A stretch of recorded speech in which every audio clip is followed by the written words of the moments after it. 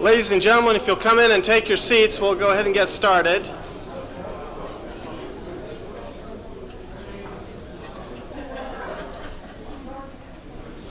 There's plenty of seats up front if you're looking for a seat, just like church, right?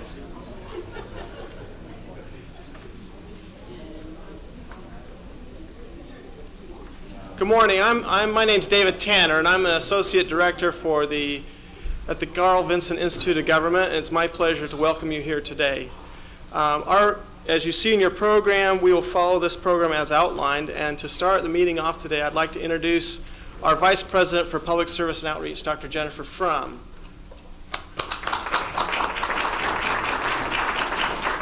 Thank you, David. Good morning. If you are intending to be in the Symposium on School Board Governance, you are in the correct place.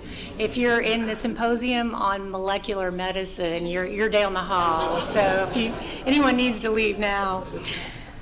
Thank you all for being here. We're honored to have you with us today to learn about how to improve schools through school board governance. And we're especially delighted to have a distinguished and experienced panel of speakers for all of us to learn from. We have a number of school board members from around the state with us today. Your attendance is a reflection of your commitment to public service and your desire to make the schools you serve as successful as possible. We're proud to say that as Georgia's flagship land-grant institution, UGA is a national leader in university outreach.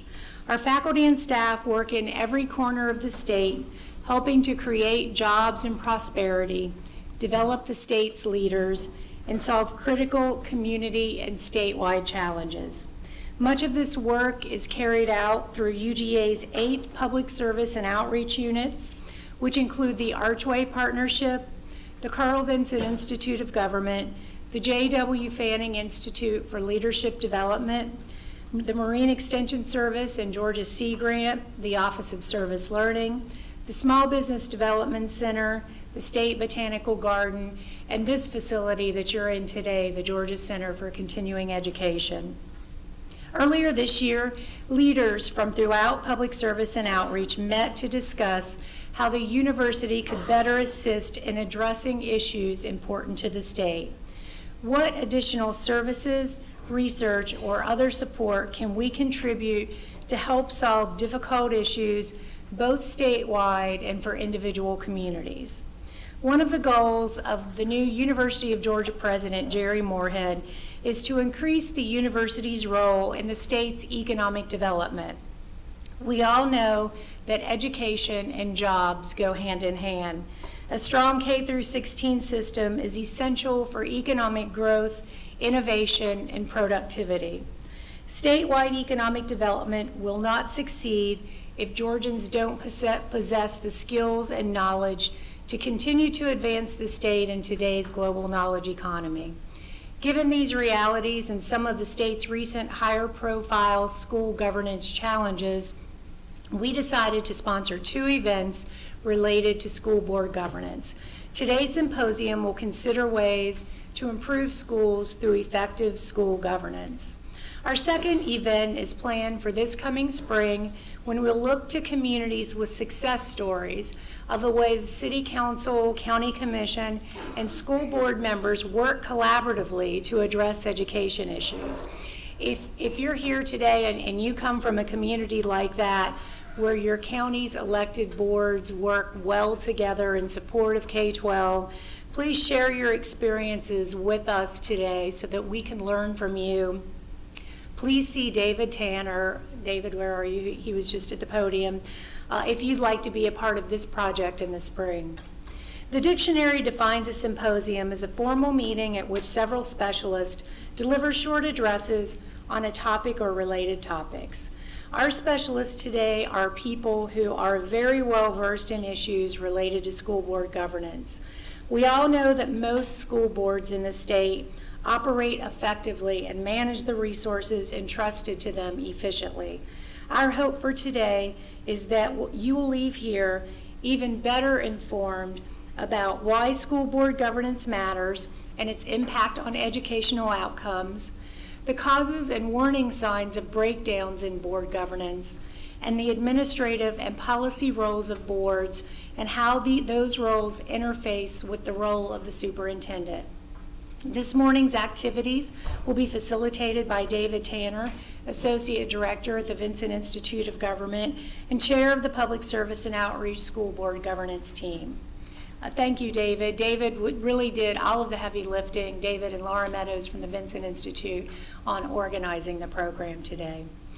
Now it's my honor to introduce our keynote speaker, Mr. Thomas Gentzel.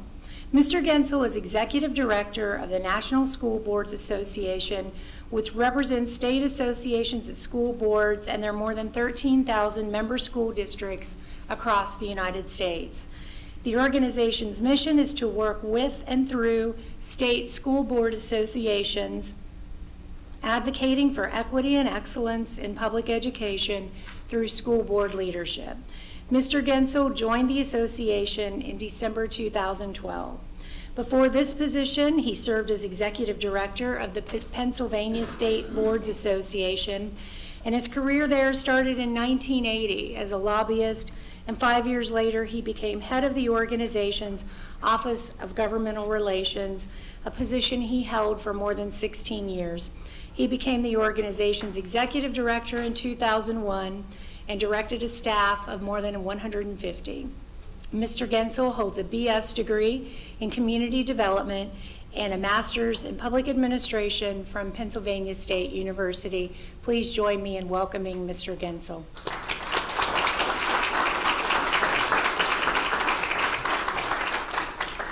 Good morning, everybody. Good morning. It's good to be here as a Nittany Lion in Bulldog country.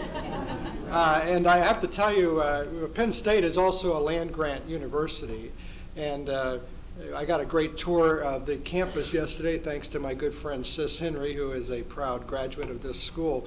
What a beautiful place. So it's just thrilling to be here. I do want to say to you that of all the titles I've had, that being a friend of Sis Henry is one of my favorites. And it's just good to be with her and her team from GSBA and get to know some of you. So let me get something out of the way. Mark Twain once said that God created idiots. That was for practice, and then he created school boards. Go ahead, just laugh. Let's just get it out there. Well, you know, something was different then, and that is, and I think it was healthy actually, because you know, it was all about keeping people honest. Will Rogers did a lot of this, kind of making a little fun, just kind of keeping people honest. Today, the tone has changed, and I think there's really an attack on local school governance and on public education. So I commend you for holding this session, because I think it's important to talk about these issues and to really celebrate, I think, successes that we've seen and talk about the changes, I think, that need to be made. So I'd like to talk to you just briefly about where we are with public education and how school governance fits into that. So it's a National Association for School Boards. We have some pretty strong and compelling beliefs. One of them is that we need to have a strong system of public education to ensure a strong democracy. Now that sounds a bit like a bumper sticker, but I think when you think about it, it's absolutely critical. Our system of public education has allowed folks from all backgrounds, all walks of life, to be able to become one citizenry, to become one nation. And I think that's an important function. And frankly, some of the efforts now to dismantle public education threaten that fabric. We also know that the challenges are greater and greater. I mean, we can, I think, rightfully celebrate a lot of the successes that public education has enjoyed in terms of improving student achievement, but we also know that the goalposts keep getting a little bit closer together, the uprights, because we have to do more and more, in many cases, with fewer resources. And finally, one of the other compelling beliefs, quite honestly, is that a strong public school system needs strong community leadership. I think this is particularly important. When you think about the public schools that we have come to know and appreciate over the years, they really are embedded in the community's life. And in fact, I think in most communities, as I've traveled around the country, the public school is seen as one of the community's greatest assets. And people view it that way.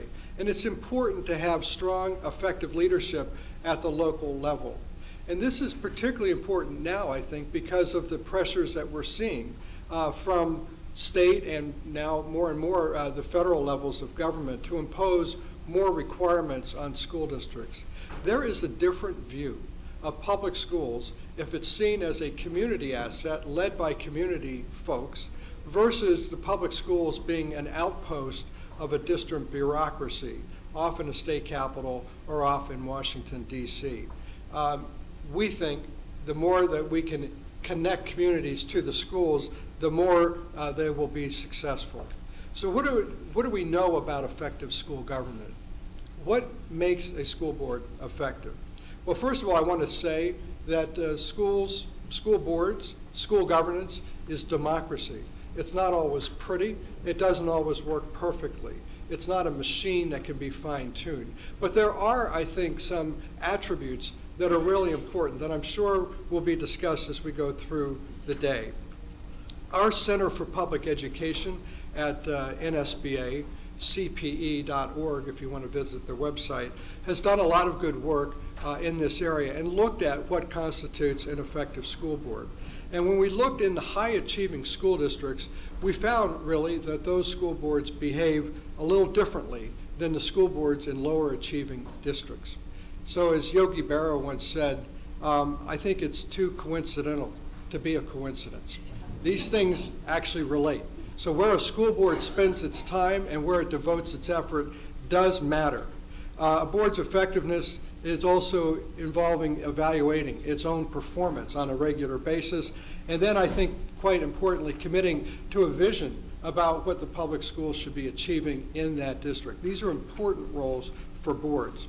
So some things that we've seen with high-performing school boards include not getting involved in operations, kind of having their arms around an organization but not having their fingers in it, so that their focus is on policies that improve student achievement. Now, one of the things that I think has changed for the better over the 33 years that I've been working with school boards, back in the day, back in 1980 when I started at the Pennsylvania Association, and I had a full head of hair. No, I didn't, and I made that part up. But back in the 1980s, we used to talk about the 4 B's of school boards: buildings, buses, budgets, and ball games. I mean, that's kind of where the boards kept their focus. And, you know, that was a reality because the thinking then was, well, we hired a superintendent to handle the education side of the shop. Well, that's still true in many ways. I'm going to talk about that in just a moment. But I think one of the biggest changes is that boards have to own responsibility for student achievement. You can't separate the governance of a system from the management of the system and say, you know, the management side has total responsibility for education. So that's important. Another key role of a high-performing school board is connecting with the community and doing this on an ongoing way. This isn't just a public comment period at a meeting, but it's really engaging a community and hearing what they have to say. And as we often tell school boards, that may often mean hearing things you don't want to hear. But true community engagement means having a real conversation, real talk about what's happening in the schools. Another attribute is using data.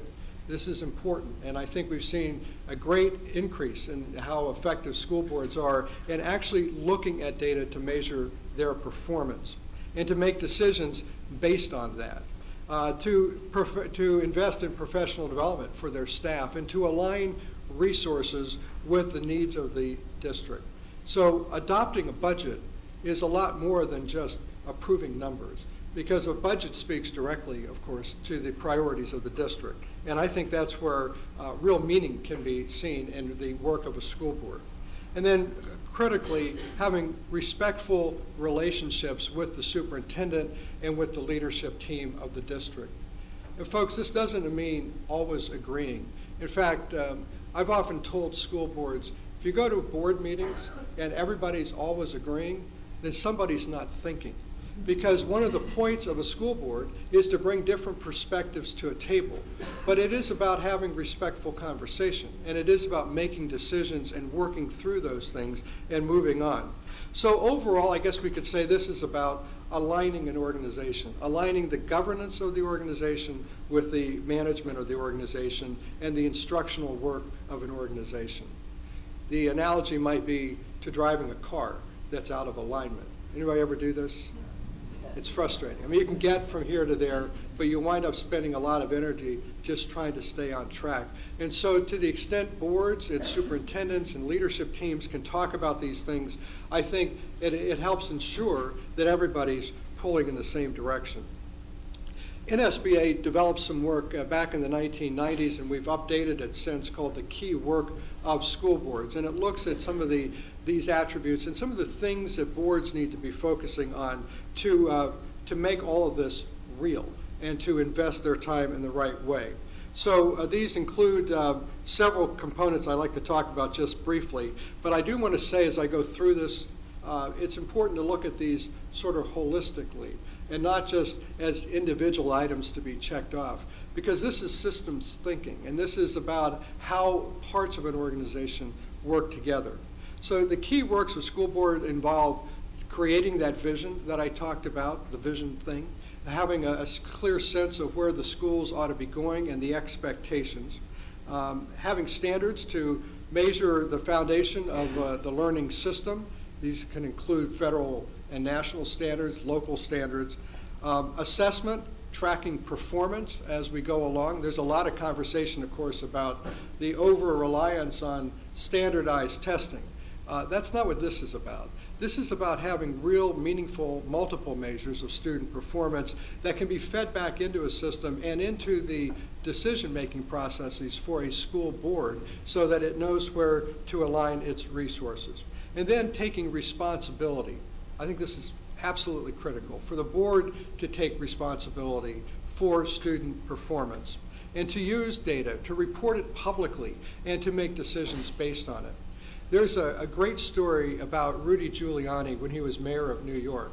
This is such a good story that I actually hope it's true, because I've been telling this story for years, and I'm going to just believe it is true. But there was, as you remember, when he was mayor of New York, crime dropped pretty dramatically in New York City, and a lot of it was use of data. They really aligned and targeted policing to the places that needed it.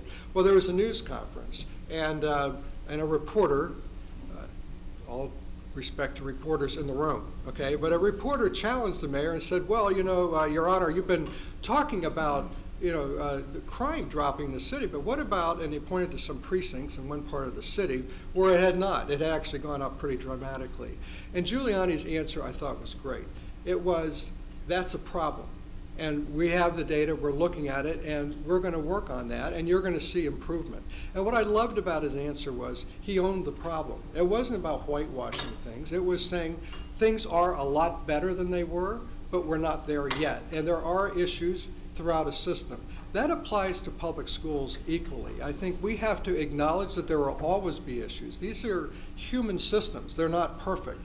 But I think by taking responsibility and accountability for performance, reporting it, acknowledging the shortcomings and where resources are being deployed, I think we address that in a meaningful way. Alignment, I talked about before, is another issue, another attribute of an effective school board. In terms of making sure, as I said, that all of the resources, the efforts of the district are aligned, so everybody's sort of pulling in the same direction. Climate and culture are another one, the key work of school boards, to try to create an environment in which learning thrives, and frankly, an environment in which people feel free to try new things, to adapt. And I want to make this comment here because I think this is one of the linchpins of improved student performance. I think one of the great things about public education, the history in this country, is that there is a great spirit of trial and error, of trying new things, and districts learning from each other. And I worry a bit that we've lost some of that with this this heavy focus on reporting standardized test scores and using that as the measure of how well schools are doing. We've lost that spirit, I think, to some extent, of trying new things and being willing to say, that didn't work, but we learned a lesson from it, and we're going to try something else. This is how any organization gets better. Another attribute is community engagement. As I mentioned, this is ongoing, it's two-way, and it has to be real. It has to be meaningful. And I say to the board members who are here today, first of all, thank you for your service, because I think what you do is one of the last vestiges of true community service in our country. But you also are public officials, and you are in the community. You are eyes and ears, you are good connectors. You can listen and you can engage, and that's really important. And when people know that the members of the school board really want to hear what the public is saying, I think the relationships almost automatically get better. And then finally, continuous improvement, which I think for any organization is absolutely critical. To be willing to say, we are almost there, but we're not there yet. Or I'll date myself, and I'll date a few others in this room. Anybody remember the Ed Sullivan Show? And, okay, that limits the audience right there. But my favorite act on the Ed Sullivan Show with the guy with the spinning plates. Who remembers this act? Remember this? 10 plates. Okay, for the younger people in the crowd, what is this guy talking about? All right, so there were these poles, and they had these plates, and the idea was, and they were playing this frenetic music. Do you remember this? And he would run, he'd try to get this plate spinning, and then the next one, and by the time you get about halfway down, the first plate is wobbling, and he would be going back. Ladies and gentlemen, that is your work. That is your work, right? I mean, it's never really done. You can get all the 10 plates spinning, but you're not sitting back and saying, that is terrific, as they're crashing to the floor. So it's constantly working on it. So how do we help school boards know how to achieve that kind of success? Well, first of all, and I want to say, and this may sound a bit gratuitous, but look, I pointed to this all over the country, so I'm very happy to point to it here today. Your state, Georgia, I think is seen nationally as a leader in this effort. And I do want to commend the Georgia School Boards Association, the Association of Superintendents, because you had a magnificent effort, the Visioning Project, which I think has gained national attention. And GSBA has also helped to write standards for effective school governance. These are the kinds of tools that boards can use and talk about in their retreats and in their conversations, because it has to be an ongoing conversation. A number of other states have done some great work as well, Iowa and others. But let me just say this, that conversation about how are we doing, that question, and what can we do better, is one that has to take place on an ongoing basis. And we have to have some way of measuring that. And one other point, and a couple of us were just talking about this earlier. I came from a state where school boards have 9 members typically. But whether it's 5, 7, 9, doesn't matter. When one person leaves the board just changed. It's a different board.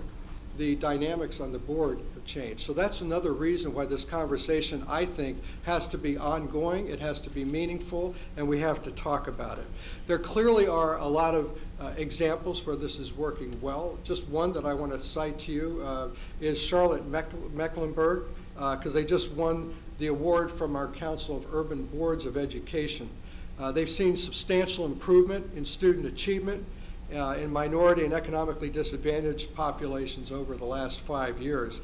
And this happened because the board took real ownership, and they invested in their own professional development and a lot of community engagement around hiring the new superintendent, a lot of conversation. And then developing an academic plan with a lot of community engagement as well. A weighted funding formula within the district to drive dollars where the greatest need was. And then again, engaging a lot of folks through task forces and other conversations.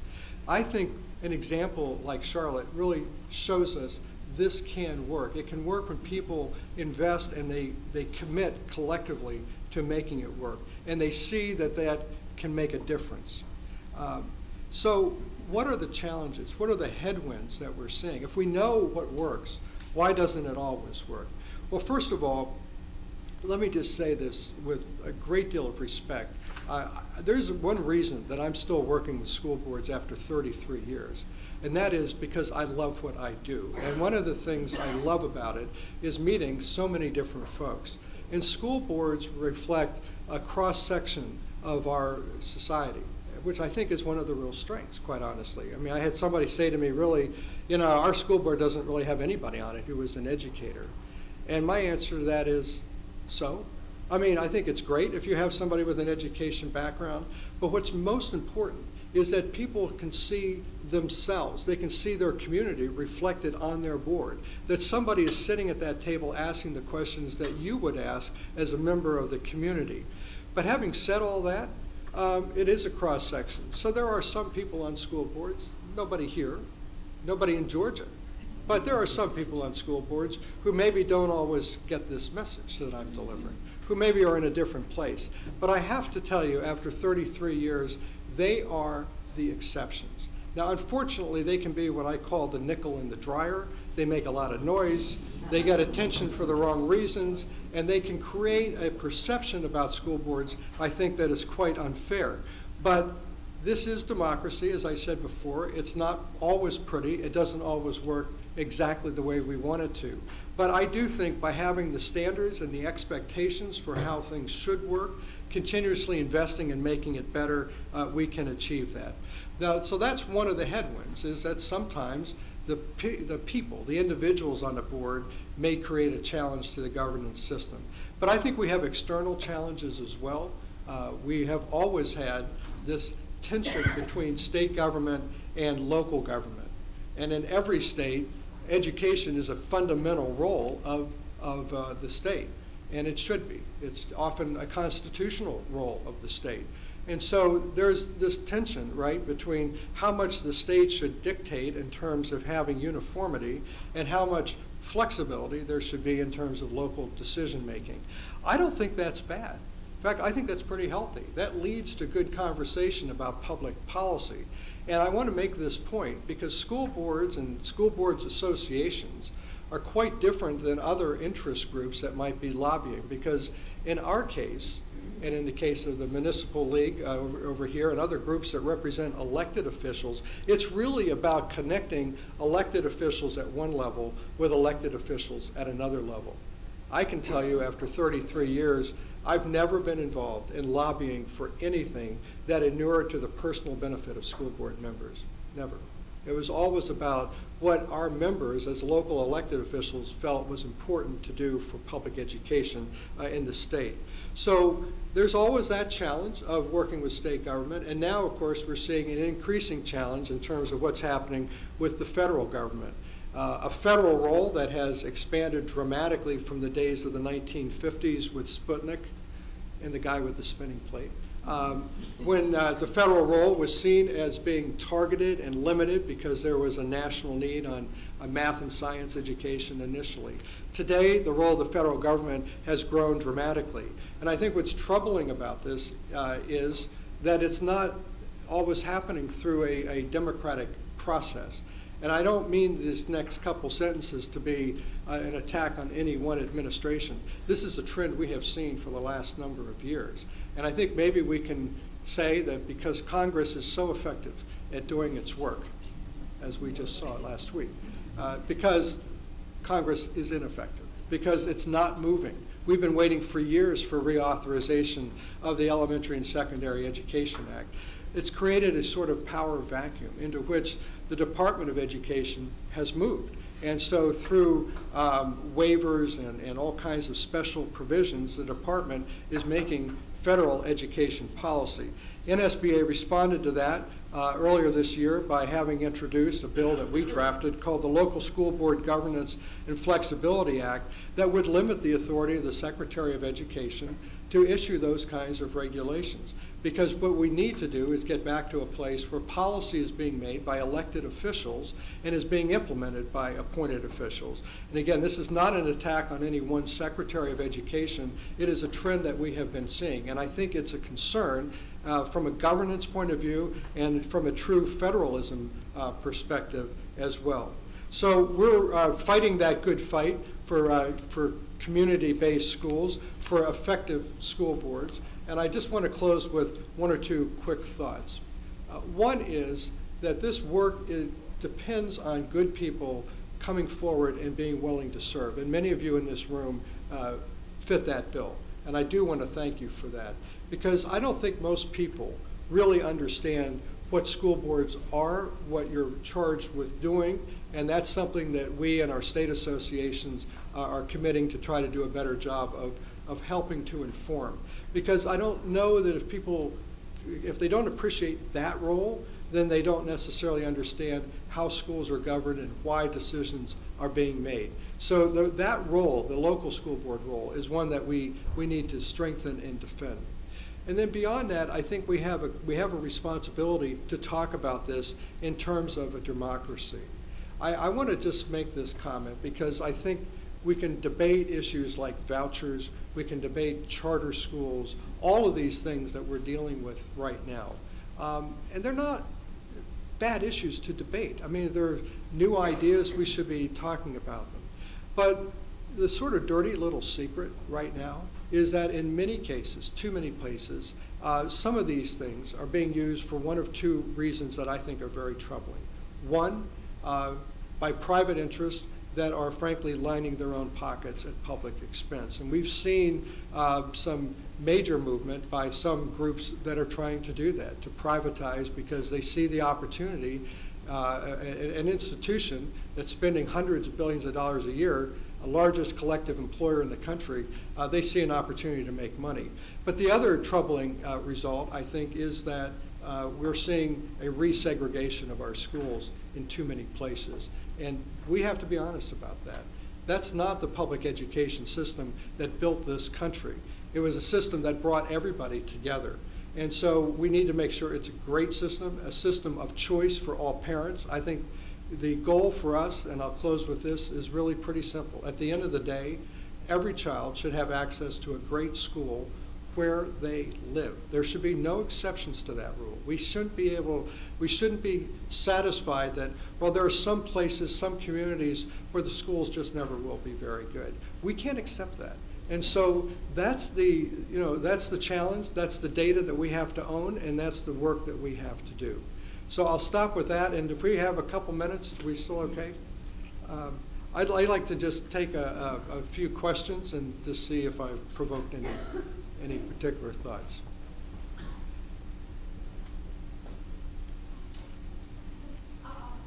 Yes, yeah. Talk a little bit about when you've seen school boards work effectively with local media. And here's my context. We work closely with economic developers all over the state, and we hear frequently that prospects coming to the state have already done their research about particular cities or counties or regions,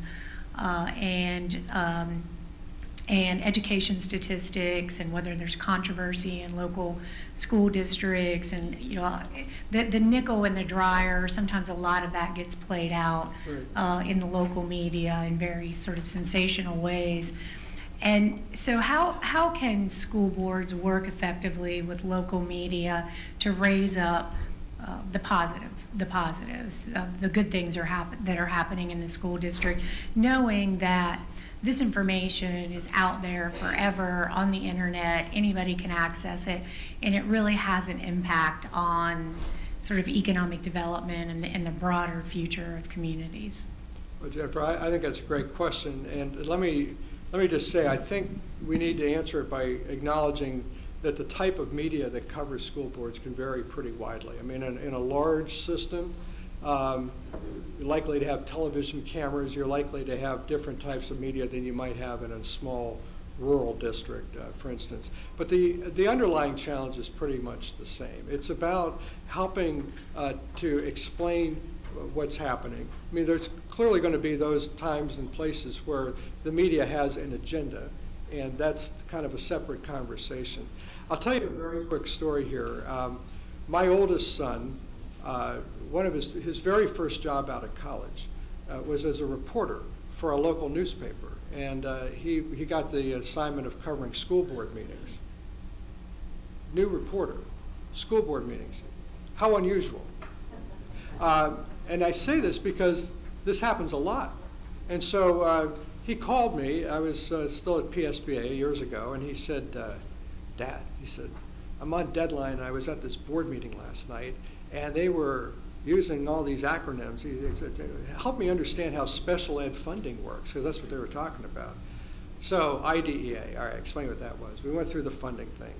So about a week later, I get in the mail an envelope, and it had the first article that he ever wrote with his byline. He was so proud of this, and it was about that board meeting. And I'm reading this article, and I get down to about the second paragraph. It says, according to a source at the Pennsylvania School Boards Association. A source! That's me! So I call him up. He goes, well, I can't say according to my dad. Well, the reason I tell this story is I've often thought about that. A lot of these issues come from not taking the time to really work with the reporters that cover school board meetings. And a lot of them were pretty much like my son at that point in his career. One of the first jobs, trying to do his job, get the story in on deadline, and if nobody pulls him aside and said, here's what we're talking about, here's the background, you're going to get some bad coverage, frankly. So, I mean, we talk to boards about this a lot. It takes time, it can be frustrating, and frankly, you occasionally run into an editor or a publisher or somebody who's just a problem. But I do think, I mean, it's a simplified answer, but my experience, Jennifer, is that if we spend the time having those conversations, pulling people in before a board meeting, saying here's what's coming up on the agenda, make sure they have the background. I mean, honestly, there are, and it's not just school boards, I mean, it can be a town council, it can be other groups where the reporter doesn't even get a copy of the agenda, doesn't even get the materials that the board's looking at. Well, if you're not going to share that information, you can't really be complaining that you're not getting good coverage.